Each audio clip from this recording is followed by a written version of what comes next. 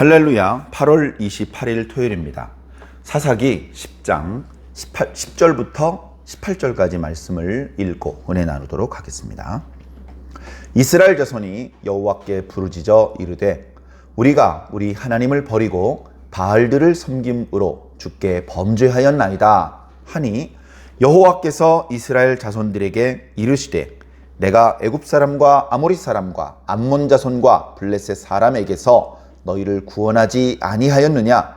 또 시돈 사람과 아말렉 사람과 마온 사람이 너희를 압제할 때에 너희가 내게 부르짖음으로 내가 너희를 그들의 손에서 구원하였거늘 너희가 나를 버리고 다른 신들을 섬기니 그러므로 내가 다시는 너희를 구원하지 아니하리라. 가서 너희가 택한 신들에게 부르짖어 너희의 환난 때에 그들이 너희를 구원하게 하라 하신지라.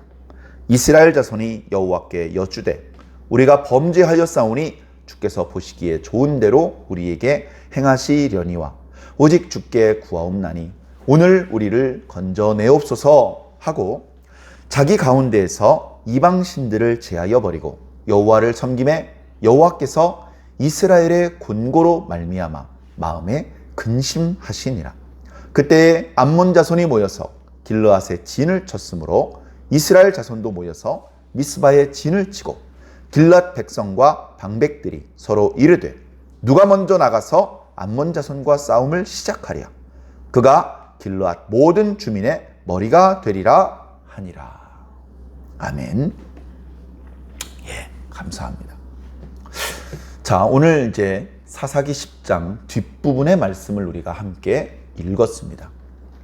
어떻게 보면 이 말씀의 어떤 분위기가 이스라엘 백성들이 하나님과 관계가 나빠지고 그래서 이방 민족들의 그 침략을 받아서 아주 그 곤란한 상황에 되어 있는 그런 어떤 좀 좋지 않은 분위기, 그것을 빼고 생각을 하면 상당히 재미있고 흥미진진한 그런 모습입니다. 무슨 말이냐면요, 하나님하고 이스라엘 백성하고 대화가 가능한 거예요.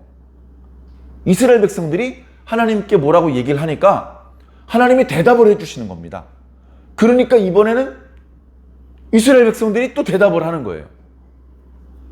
도대체 어떻게 하나님께서 하신 이 말씀을 백성들이 어떻게 들었을까? 우리가 상식적으로는 하나님의 음성을 우리가 직접 듣지 못합니다. 예외적으로 모든 하나님의 백성들이 하나님의 음성을 동시에 다 함께 들었던 곳은 시내산, 아주 특별한 상황이었죠. 십계명의 말씀을 듣는 순간에는 모든 백성들이 동시에 하나님의 음성을 들었습니다. 그런데 그런 어떤 특별한 상황이 아닌 경우에는 하나님께서 그렇게 하지 않으시죠. 당신의 종 한 명에게 특별한 은혜를 입히셔서 하나님 가까이 오게 하시고 그에게 하나님께서 음성을 들려주신 다음에 그 사람이 그 말씀을 가지고 백성들에게 나아가서 내가 지금 하나님을 만나서 하나님의 말씀을 들었는데 여러분 잘 들으시오 하면서 전달해주는, 이것을 신탁이라고 말합니다. 신의 음성을 의탁해서 전달하는 것이죠. 자기의 목소리를 전달하는 게 아니고. 자, 이제 그런 형태였겠지, 이제 그런 생각은 듭니다만 그것도 쉽지가 않은 것이 사람들의 눈에는 하나님이 안 보이거든요. 그 사람 속에 어떤 영이 역사하시는지 영이 보이지도 않지만 혹시 보인다 하더라도 그 영이 하나님께로부터 온 영인지 구별할 방법이 없는 거예요.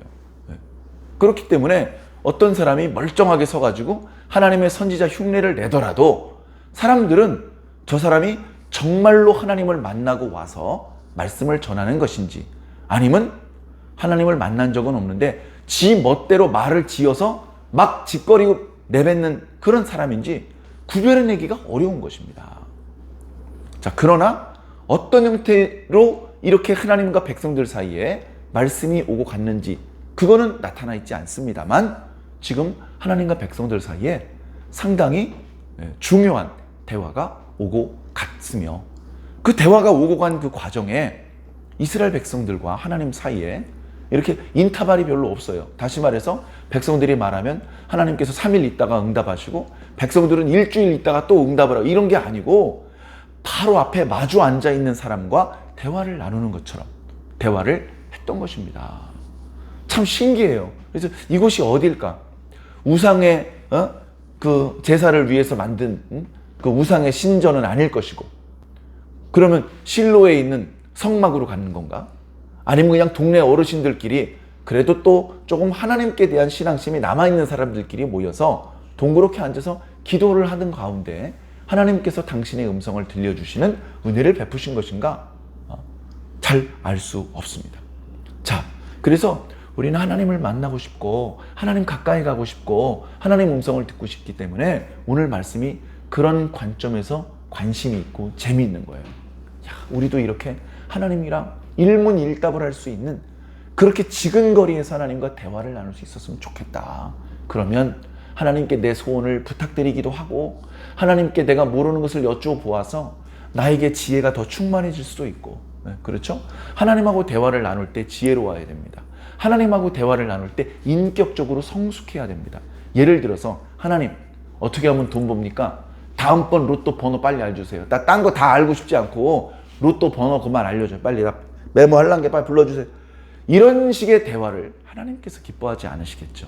그런 정도의 욕구, 그런 정도의 인성을 가지고 하나님과 대화를 시도한다면 하나님 만나주시거나 음성을 들려주시지 않을 겁니다.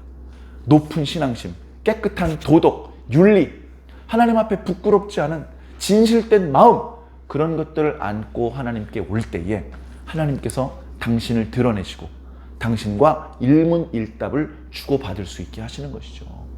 대화를 나누다가 하나님께서 들으실 때에 기분이 나쁘시고 분노하고 지금 나와 이야기하는 사람에 대하여 실망하게 만드는 그런 말이 터져 나온다면 대화는 순식간에 중단될 수밖에 없습니다. 그런 의미에서 모세가 40일 동안 계속해서 하나님과 일문일답을 나누었던 것은 모세의 성품이, 모세의 신앙이 어느 수준이었는지를 생각해 보게 되는 것이죠. 우리가 잘 아는 사도 바울, 몇 번째 하늘? 3번째 하늘까지 올라갔습니다. 거기 소풍 갔겠습니까? 거기서 주님을 만나서 말할 수 없는 말을 들은 겁니다. 얼마나 가까이 갔으면 하나님의 음성을 이 세상으로서는 감당할 수 없는 그런 말씀을 들었겠습니까? 사랑하는 성도 여러분, 그래서 하나님 왜 이렇게 응답이 없으셔요? 왜 이렇게 말씀이 어렵고 재미가 없어요? 하면서 하나님께 책임을 넘기려고 하지 마세요. 우리들의 문제입니다. 우리들의 믿음이 없고 우리들의 인성이 낮은 수준이고 우리가 그냥 세상적인 욕구에 쩔어 있고 우리들의 눈이, 우리들의 생각이 이게 낮은 수준이기 때문에 하나님하고 대화를 나눌 말이 안 통하는 거예요. 말이 안 통하는 거예요. 대학교 박사, 대학교 교수, 그래가지고 막 지금 인공위성을 날리고 이런 걸 연구하는 그런 박사들끼리 모여서 얘기를 하는데 그 박사 손주가 와가지고 할아버지 하면서 수염을 잡아당기면 그 손주하고 얼마나 깊이 있는 얘기를 하겠습니까? 할아버지 틀렸어요. 그때 그 프랑크 상수를 쓰면 안 되고요. 그 중력 방정식이 잘못 쓰셨네요. 이런 걸 손주랑 얘기를 할 수 있겠어요? 수준이 안 맞는 거예요. 수준이. 천자모도 못 뛴 녀석이 공지하고 마주 앉아서 천하를 논할 수 있겠습니까? 어림없는 얘기죠. 어림없는 얘기. 신앙을 하는 사람이 하나님을 가까이 하고 하나님께 더 가까이 나아가서 그분의 음성을 듣고 그분의 얼굴을 보고 싶어 하는 것만으로도 상당히 신앙이 성장한 거고 성숙한 것입니다. 그래서 계속해서 우리는 하나님, 예수님, 성령님을 믿고 사랑하고 사모하는 그런 마음으로 신앙을 계속하다 보면 우리들의 믿음이 점점 좋아지고 우리 속에 하나님께서 용납할 수 없는 더러운 것들이 다 씻어져 나가서 나도 모르게 하나님 코앞에 서 있게 되는 것이죠. 하나님은 그렇게 만나는 것입니다. 하나님이 씻어야 우리를 만날 수, 우리가 씻겨져야 하나님을 만날 수 있는 것입니다. 자, 어찌되었건 지금 아주 특별한 상황이기 때문에 지금 이스라엘 백성들이 영적으로 깨끗하게 씻어져 있는 상황이다? 그런 건 아닌 것 같아요. 그러나 하나님께서 당신의 뜻을 보여주시기 위해서, 알려주시기 위해서 아주 특별히 백성들이 부르짖으면서 하나님께 도움을 요청할 때에 응답을 주셨습니다. 백성들이 하는 이야기를 들어보십시오. 그래도 하나님께 도움을 청하려다 보니 자신들이 하나님께 대하여 너무 도리를 다하지 못했다는 것을 깨닫습니다. 이렇게 우리가 최소한의 도리도 다하지 못하면서 뭘 도와달라고 하느냐. 그죠? 친구들 사이에도요, 늘 그 친구를 괴롭히고 놀리고 뒤로 가서 험담하고 이런 식으로 한 걸 서로 아는데, 돈 좀 빌려줘, 뭐 나 좀 도와줘, 말도 못 꺼내는 거죠. 사람들 사이에도 그렇지 않습니까? 하물며 하나님 앞에 우리가 엄청나게 공로를 세우고 뭐 그런 건 못하더라도 최소한의 도리는 지켜야 되잖아요. 근데 그것도 못했으면서 뭘 하나님께 도와달라고 부탁을 하겠습니까? 그러니까 도와달라고 말하기에 앞서서 이렇게 말을 하는 것이죠. 하나님, 이제 보니 우리가 하나님 앞에 죄를 범하였습니다. 그리고 이 사람들의 회개가 완전하지는 않지만 그래도 좀 진정성이 있어 보이는 것이 자기들이 뭘 잘못했는지를 알아요. 하나님, 우리가 하나님을 버리고 하나님을 섬기지 않고 이방 신들을 섬겼으니 이건 명백히 우리가 하나님 앞에 잘못한 것입니다.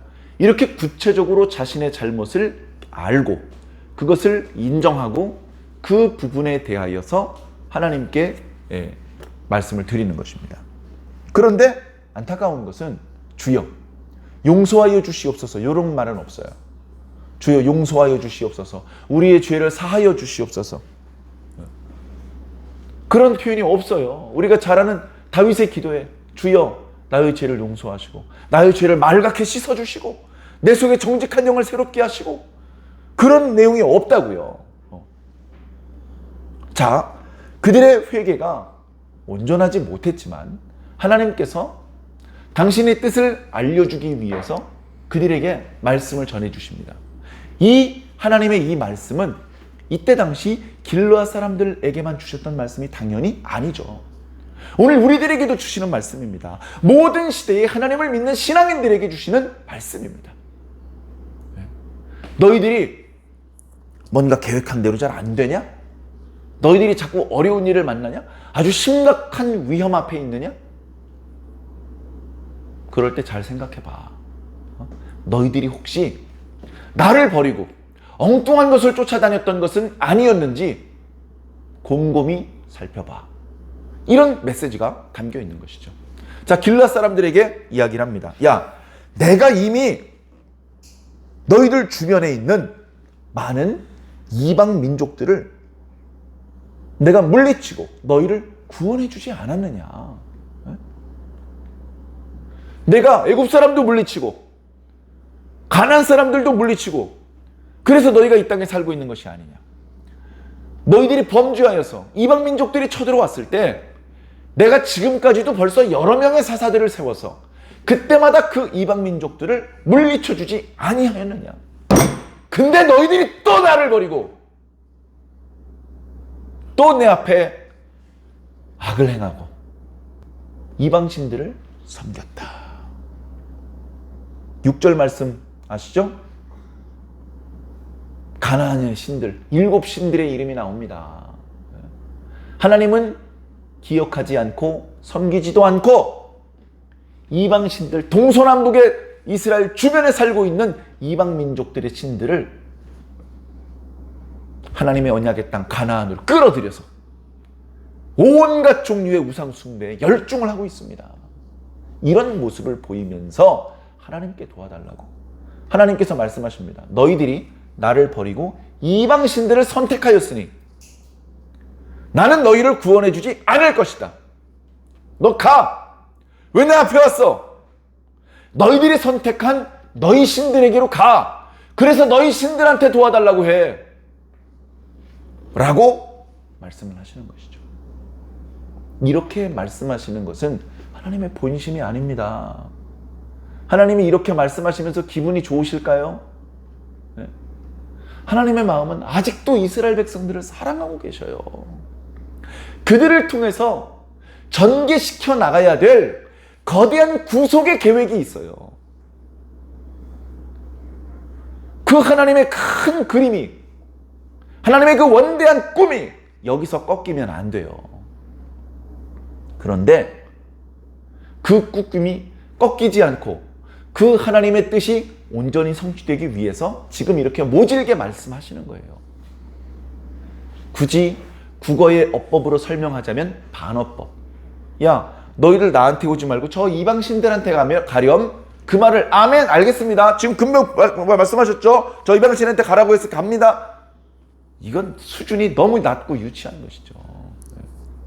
자, 하나님께서 이렇게 말씀하시자 이방신에게 기도하면 되는 거였습니까? 알겠습니다. 이렇게 하지 않았어요. 네? 이때 당시 영적으로 어둡고 썩었고 병들어 있는 이스라엘 백성들조차도 아니야, 하나님이 아니면 우리를 구원해 줄 수 있는 신이 없다는 것을 깨달았습니다. 그러니까 그들이 또 이야기를 하는 것이죠. 하나님의 그 망극하신 말씀을 듣고는 뭐라고 말합니까? 우리가 범죄하였사오니 주께서는 주님 뜻대로 하시옵소서. 다시 말해서 우리가 주님께 범죄했기 때문에 주님 그렇게 하지 말고 이렇게 하시옵소서라고 부탁드릴 자격이 우리들에게는 없습니다. 그냥 주님은 주님 뜻대로 원하는 대로 하시옵소서. 근데 우리를 좀 불쌍히 여겨주시고 살려주시옵소서. 그렇게밖에는 말할 수가 없는 것이죠.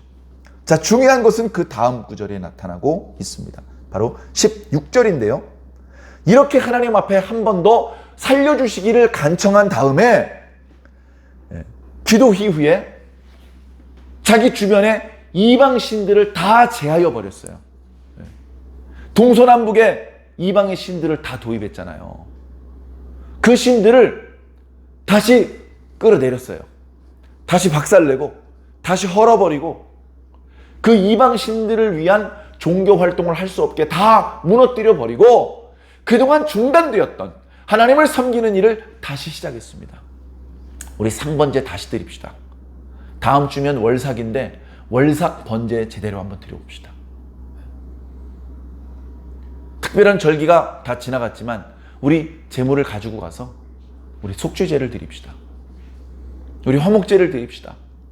우리 하나님 앞에 우리 죄를 용서해 달라고 간구하고 하나님과의 관계가 다시 화목해질 수 있기를 기도해 봅시다. 그렇게 말로만 잘못했습니다가 아니라 진정성 있는 행동을 함께 보여드렸습니다. 물론 이때 이 백성들이 보여드린 이 행동은 물론 그 순간에 진정성이 있었겠습니다만 요 위기가 벗어나자마자 또다시 범죄를 합니다. 그러니까 이때 이 결단은 그렇게 오래 지속되지 못했어요. 그런 아쉬움이 있죠. 그러니까 우리는 이 말씀을 통해서 그래, 회개를 할 일이 있다면 진심을 다해서 해야 돼. 겸손하게, 진정성 있게, 진심을 담아서 회개를 해야 되고 말로만 회개하는 건 그건 누가 못해. 그건 아무것도 아니야. 회개에 합당한 열매를 맺어야 돼. 하나님, 그동안 술을 마셔서 죄송합니다. 이젠 안 마시겠습니다. 그렇게 기도했으면 술병을 깨야지. 술잔을 깨고. 그런 행동이 보여져야죠. 뭔가 하나님 앞에 부끄러운 행동을 이제는 더 하지 않기 위해서 어떤 조치를 내려야죠. 그리고 하나 더 말씀드리자면 이 결단이, 이 회개가 반짝하고 끝나는 것이 아니라 계속 지속될 수 있도록 노력을 해야 됩니다. 쉬운 일은 아닐 것입니다. 그러나 어렵다고 안 할 겁니까? 신앙은 노력하는 것입니다. 저절로 되는 건 신앙이 아닙니다. 노력하는 게 신앙입니다. 자, 이렇게 이스라엘 백성들이 진심으로 하나님께 회개하고 회개에 합당한 열매를 보여드리면서 그러면서도 암몬 자손들 때문에 고통을 당하자 이제 하나님께서 그들을 괘씸하게 보시는 시선에서 그들을 불쌍히 여기시고 그들이 고통당하는 문제 때문에 하나님이 근심하기 시작합니다. 여러분, 하나님이 근심하면 이제 문제가 해결될 가능성이 있는 거예요. 하나님께서 고민하십니다. 어떻게 이스라엘 백성들을 이 고통에서 건져줄까? 이런 걸 하나님께서 고민하기 시작하면 이제 문제가 해결될 수 있는 것이죠. 어떤 방법으로 하나님께서 해결하실지는 아직은 나타나지 않고 있습니다. 이어지는 뒷부분의 구절들은 지금 현재 이스라엘 사람들과 암몬 사람들이 이제 큰 싸움을 앞두고 대치하고 있는 매우 두렵고 긴장되는 순간입니다. 벌써 20년 가까운 세월 동안 암몬 자손들에게 완전히 지배를 당했고 그들이 공격할 때마다 이기지 못해서 큰 고통을 당했습니다. 원문의 표현을 보자면 이렇게 밟아버린다. 그런 표현으로 암몬 자손들이 이스라엘 자손들을 고통스럽게 했다는 것이죠. 그래 암몬 자손들이 병사들을 몰고 오니까 이에 대응하기 위해서 이스라엘 사람들도 병사들을 모아서 이렇게 마주 진을 치고는 있지만 분위기가 야 우리 20년 가까이 한 번도 이긴 적이 없어. 이번에 싸움은 이길까?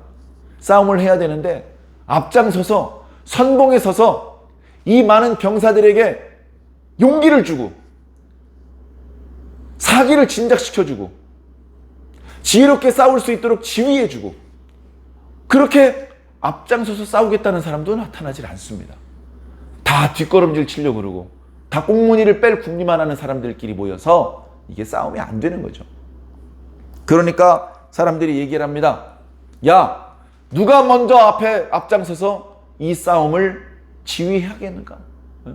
누가 되었든지 이번 싸움을 지휘하는 사람이 전쟁이 끝나면 이 길르앗 사람들의 머리가 될 것이다 라고 이야기를 했습니다. 그런데 사사기에서는요, 얼마 전에 묵상을 했던 그 아비멜렉, 그 사람을 제외하고는 스스로 왕이 되고 스스로 머리가 되고 지도자가 되려는 사람이 한 명도 없습니다.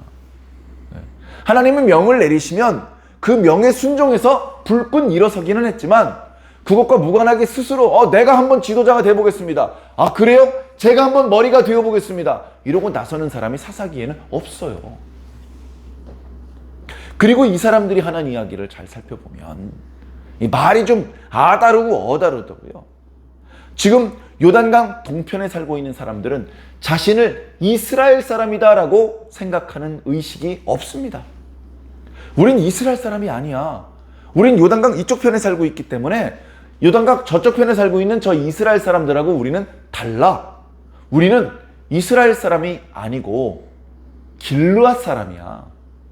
이번 전투에서 공로를 세우면 이스라엘의 왕이 되는 게 아니고 길르앗의 머리가 되는 거야. 길르앗의 머리가 되는 거야. 이런 생각을 가지고 있습니다. 그러니 아다르고 어다르다고 그들이 말부터 자신을 가리켜 이스라엘 자손들, 이스라엘 백성들이라고 표현하지 않는 것을 보면 그들이 이스라엘의 고유한 문화, 신의 산에서 하나님께서 출발시키셨던 그 신앙의 유산이 다 사라졌고 가나안의 우상 숭배 문화로 그들이 이미 동화되었음을 보여주는 말씀입니다. 너무나 안타깝죠. 사실 하나님을 믿지 않고 하나님의 뜻에서 멀어져 버린 이런 사람들 중에 그래도 깨어있는 사람, 그래도 기도하는 사람, 그래도 하나님 편에 서 있는 사람이 있으면 하나님께서 그 사람을 당신의 일꾼으로 세워서 그 사람을 통해서 그 위기를 해결해 주십니다. 그러면서 말씀하시죠. 봐라, 이 사람이 그래도 너희들처럼 이방신들을 섬기지 않고 나를 향하여 꾸준히 기도하던 사람이다. 이런 사람이 너희 가운데 있었기 때문에 너희 모두가 구원을 받은 것이다. 이렇게 교훈을 줄 수 있는데 한 명도 깨어있는 사람이 없으면 이거 참 하나님께서 도와주시기도 곤란한 겁니다. 네? 하나님께서 도와주셔도요, 이게 하나님께서 도우신 것지도 몰라요. 우연히 재수가 좋아서 이긴 줄 알아요.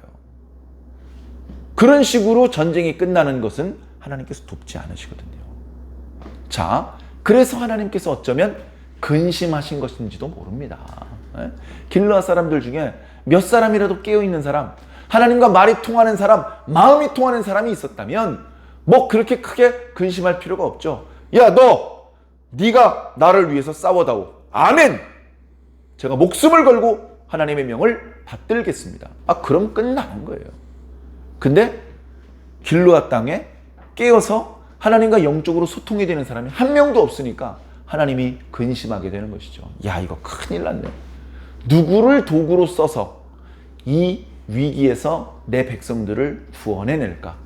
어떤 방법을 써야 이 길르앗 사람들이 이번의 승리를 우연이 아니라 장수의 능력 때문이 아니라 하나님의 은혜 때문이라는 것을 깨닫고 이 잘못된 우상 숭배의 문화로부터 다시 나에게로 돌아올 수 있을까?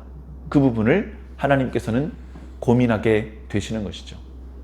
그러나 어찌되었건 이스라엘 백성들의 회개가 진심이 담겨 있었기 때문에 하나님께서는 어떤 방법으로든 당신의 뜻을 이루실 것이며 이 일을 위해서 사용하실 당신의 도구를 선정하시고 그에게 하나님의 영을 부으셔서 하나님의 영을 받지 못한 군대로는 도저히 감당할 수 없게 만드시고 결국은 이스라엘을 승리하게, 그래서 그 땅에 다시 평안과 풍요를 회복하게 해 주실 것입니다. 사랑하는 성도 여러분, 우리들에게는 어떤 문제가 있습니까? 우리들도 나름 기도하고 나름 뭔가 하려고는 잘 안 되고 그런 일이 있을 수 있습니다. 그런 일이 있을 때 이상하게 생각하거나 원망하거나 기도하기를 게을리하지 마시고요. 계속 기도해 주시기 바랍니다. 계속 기도하다가 내가 기도의 방향이 뭔가 잘못됐구나, 내가 기도가 조금 부족했구나, 이런 것들을 느낍니다. 그것이 느껴질 때까지 기도해야 됩니다. 기도를 하면 그냥 기도를 하는 거예요.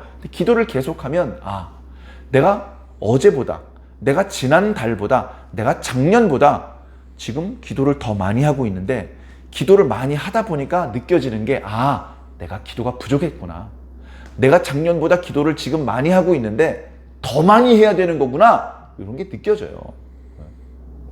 내가 그동안 기도를 한다고 했는데 하나님의 뜻에 맞지 않게 나의 욕심만을 채우기 위한 기도를 했구나.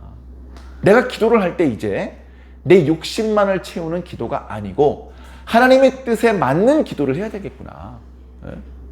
하나님께서 원하시는 기도를 해야 되겠구나. 그런 기도를 해야 하나님이 기뻐하시고 그런 기도를 해야 이 기도가 응답되고 성취가 되는 것이구나. 그런 것들을 깨닫는 것입니다. 그리고 그 과정에서 우리 속에 있는 하나님께서 싫어하시는 것들, 요런 걸 하나님께서 싫어하시는 거구나, 요런 것 때문에 그동안 일이 매끄럽게 풀리지 않았던 거구나, 이거 버려야지, 이거 고쳐야지, 이렇게 변화가 될 때 우리들의 신앙은 제자리 걸음 신앙에서 조금씩이라도 전진하는, 성장하고 성숙하는 신앙이 될 수 있습니다. 사랑하는 성도 여러분, 말씀을 묵상하시면서 성경을 덮으면서 눈을 감고 각자 자기 자신의 신앙을 돌아보시기를 부탁드립니다. 자신이 어떤 방식으로 살아왔는지, 어떤 방식으로 기도했는지 살펴보시고 하나님께서 원하시는 그런 모습으로 스스로를 더 이렇게 성장시키시기를 주님 이름으로 간절히 부탁을 드립니다.